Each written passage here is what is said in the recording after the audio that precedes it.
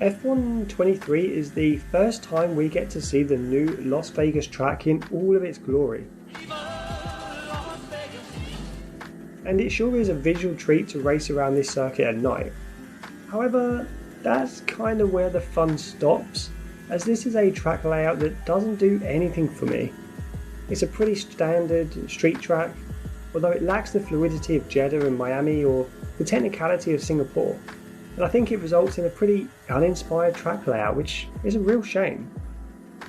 The main focus around Las Vegas and F1 is, without a doubt, straight line speed, with the incredibly long straight that runs right through the Las Vegas Strip. Because of this long straight and other longer straights on the track, you can't run much downforce at all, which will result in the slower corners feeling a little bit clunky.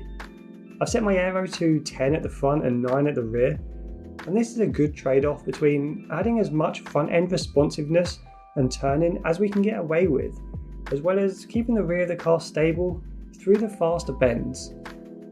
The priority with our transmission car setup is to maximise our traction, enabling for the best corner exit out of the slower corners and onto all of those long straights.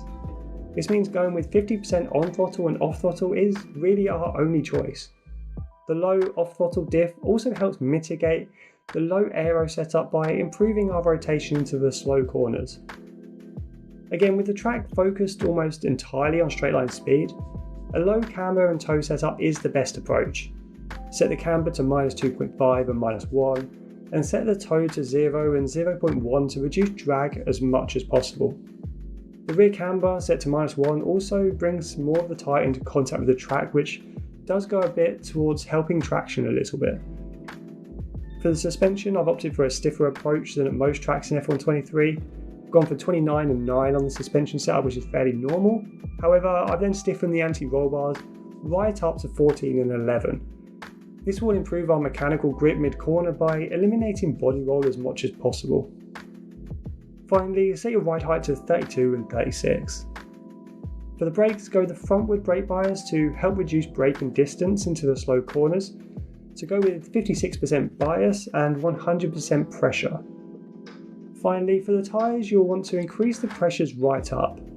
The extremely long straights really allow for the tyres to cool down in between each corner. This allows us to set our tyre pressures high to get the heat into the tyres.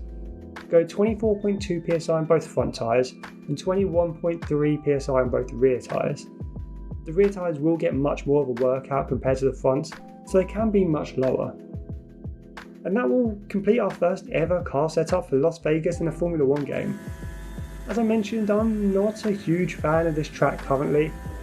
Maybe it will turn into a grower and less of a shower, and hopefully I'll learn to love this track. But regardless of enjoyment, this car setup does create a particularly competitive car throughout a race with extremely high straight line performance, allowing for many overtaking opportunities.